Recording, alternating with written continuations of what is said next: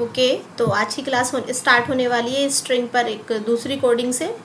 तो ये मैंने एक क्लास बना ली है यहाँ पर और मैं इसे एक्सप्लेन कर रही हूँ। इसमें क्या कर रहे हैं, इस प्रोग्रामिंग में हमें वॉवेल्स को सर्च करना है, यानी एक स्ट्रिंग को स्टोर कराया जाएगा और उसके बाद उसके अंदर कितने वॉवेल्स हैं ये आपको सर्च करके बताना है।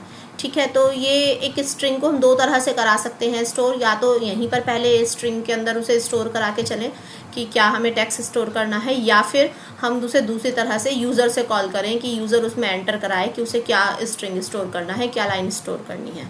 तो पहले मैं उसे यूज़र के थ्रू कैसे लेंगे, हम यूज़र के थ्रू बता रही हूँ, उसके बाद यूज़र को हाइड कर देंगे और आप डायरेक्ट यहाँ पर भी अपनी स्ट्रिंग को सेव करा सकते हैं।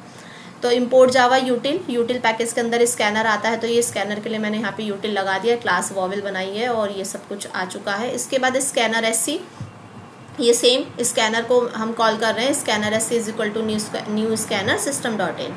ओके, अब यहाँ पर हमें वहाँ पर एक प्रिंट चाहिए अपने डेस्कटॉप पे कि लिखा हुआ आना चाहिए एंटर अ स्ट्रिंग, जिससे यूज़र वहाँ पर एक स्ट्रिंग को एंटर कर सके। तो system dot out dot print L N, उसके अंदर डाला है एंटर अ स्ट्रिंग।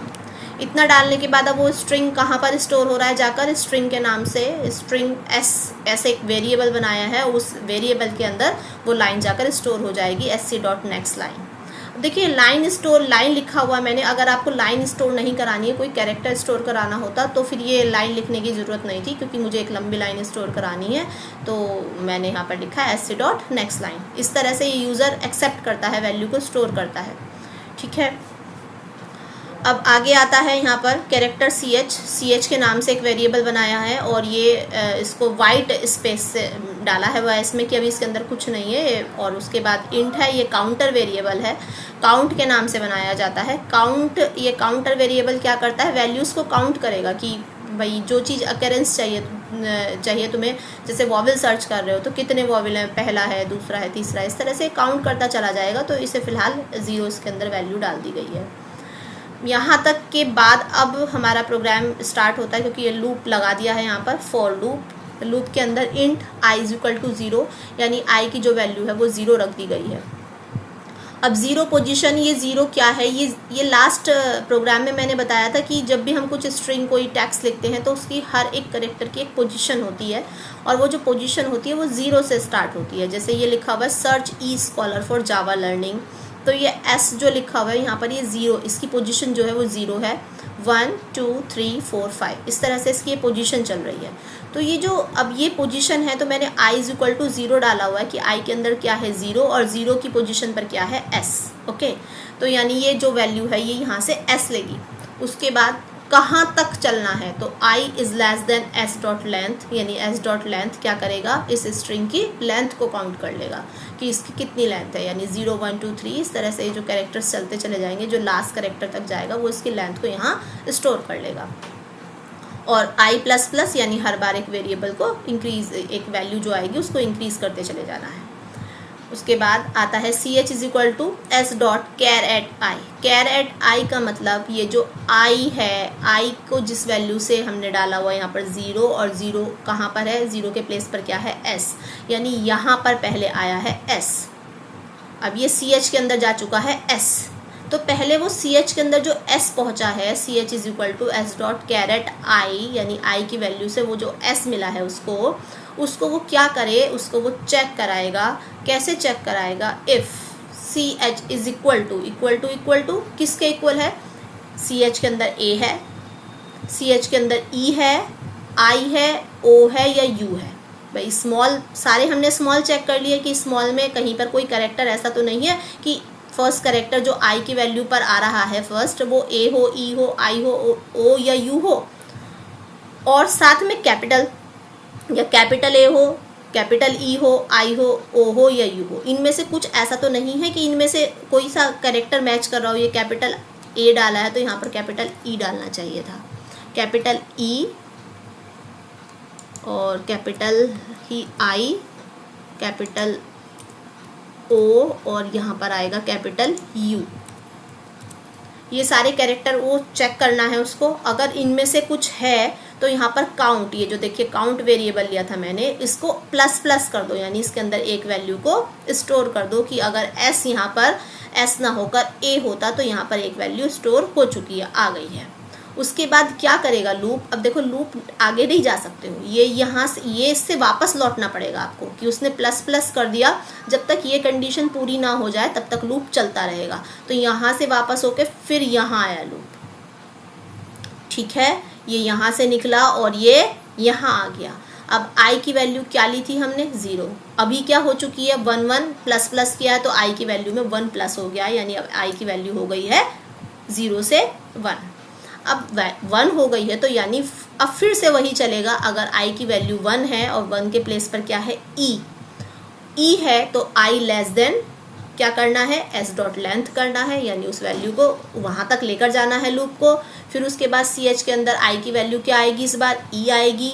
अब e को इफ़ ch के अंदर e आ चुका है, इफ़ e इनमें से कहीं पर मैच कर रहा है तो क्या करना है, उसे वैल्यू को प्लस कर देना है, और अगर मैच नहीं करना है तो एल्स वाले पार्ट में आ जाना है उसको। तो क्या आएगा एल्स वाले पार्ट में, कुछ हमने डाला नहीं है एल्स वाले पार्ट में क्योंकि हमें चाहिए नहीं था फिलहाल, तो कुछ नहीं करेगा, फिर से वो वापस जाएगा। अब यहाँ पर फिर से वो वेरिएबल को यहाँ पर ये जो i के नाम से बनाया हुआ था इसके अंदर फिर से एक वैल्यू को प्लस कर देगा, प्लस प्लस। तो अभी i की वैल्यू हो चुकी है 2 फिर से यहाँ पर चेक कराएगा वैल्यू को, यानी यहाँ पर 2 आ चुका है और 2 आ चुका है तो सेकंड के प्लेस पर आता है फिर से a। अब a फिर से a कैरेक्टर के अंदर यहाँ पर a आ चुका है सेकंड वैल्यू से, कैरेट में i की वैल्यू 2 आई है और 2 से क्या आया है उठकर a। अब a इफ़ ch के अंदर कोई सी वैल्यू जो ये a आया है इनमें से कुछ मैच करता है, यस मैच करता है, तो फिर से यहाँ पर वो वैल्यू को इंक्रीज़ कर दे। तो ये पूरा प्रोसेस इसी तरह से चलता चला जाएगा और वो लास्ट तक जहाँ भी हमारा वेरिएबल का लास्ट कैरेक्टर है उस लास्ट कैरेक्टर तक उसे चेक करता रहेगा।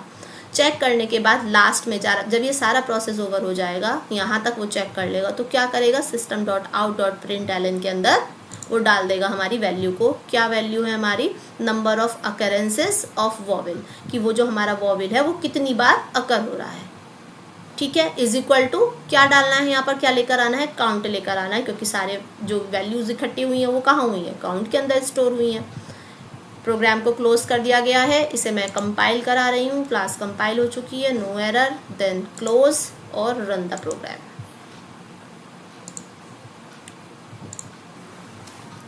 एंटर अ स्ट्रिंग मैसेज आ चुका है, मैं टाइप कर रही हूँ यहाँ पर सर्च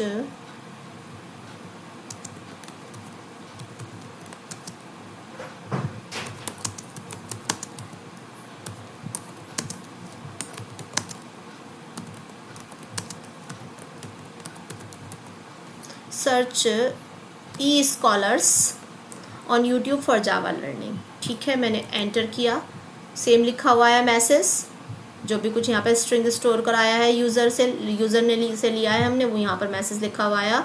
उसके बाद number of the occurrences of the vowel, इसके अंदर वॉवेल कितने हैं, इज इक्वल टू 15, तो 15 वॉवेल है इसके अंदर। तो प्रोग्राम रन हो चुका है, कोई प्रॉब्लम नहीं है, वॉवेल रन उसने काउंट कर लिए 1 2 3, आप इस तरह से काउंट करके देख लेना। और ये क्लोज कर रही हूँ मैं। अब क्या था, ये यूज़र से इनपुट कराया है, अगर यूज़र से इनपुट ना कराना हो, डायरेक्ट यहीं पर डालना हो, तो मैं इस चीज़ को एक कमेंट में डाल रही हूँ, तो ये यहाँ पर हाइड हो जाएगा।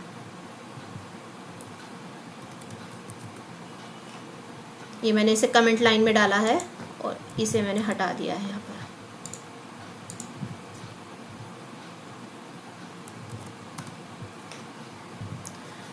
अभी क्या करेगा,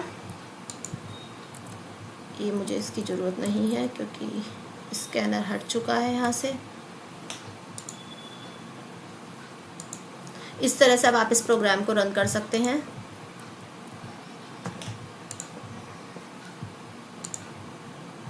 क्लास कंपाइल हो गई है, नो सिंटैक्स एरर, यानी जो स्कैनर वाला पोर्शन था, क्योंकि हमें क्लास अब यूज़र से इनपुट नहीं लेना है, तो ना स्कैनर लगाने की ज़रूरत है, ना वहाँ पर मैसेज शो करने की ज़रूरत है, ना स्ट्रिंग के अंदर ये सब स्टोर करने की ज़रूरत है, तो इतना पार्ट मैंने हाइड कर दिया है। अब हम डायरेक्ट क्या करेंगे, अपनी क्लास ओपन की, ये public static void string S के नाम से एक वेरिएबल बनाया, उसके अंदर जो भी कुछ आपको स्ट्रिंग स्टोर कराना है वो डायरेक्ट यहाँ स्टोर करा दिया है, ठीक है।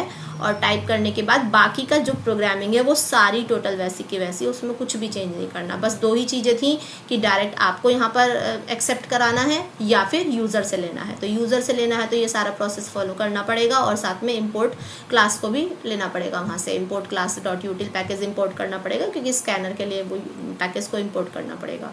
और अगर ऐसा नहीं है तो वो पैकेज भी इंपोर्ट करने की कोई ज़रूरत नहीं है, और डायरेक्ट आप प्रोग्राम बनाइए। इसे कंपाइल मैं करा चुकी हूँ और अभी से मैं रन कर देती हूँ। सेम होने वाला है,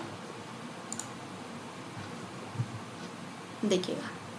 ये वहाँ पर मैंने छोटा लिखा था search E scholars on YouTube, इतना नहीं लिखा हुआ है, उसमें मैंने स्ट्रिंग को शॉर्ट कर दिया है, तो उसमें वॉबल्स की अकरेंसी भी 10 हो गई है।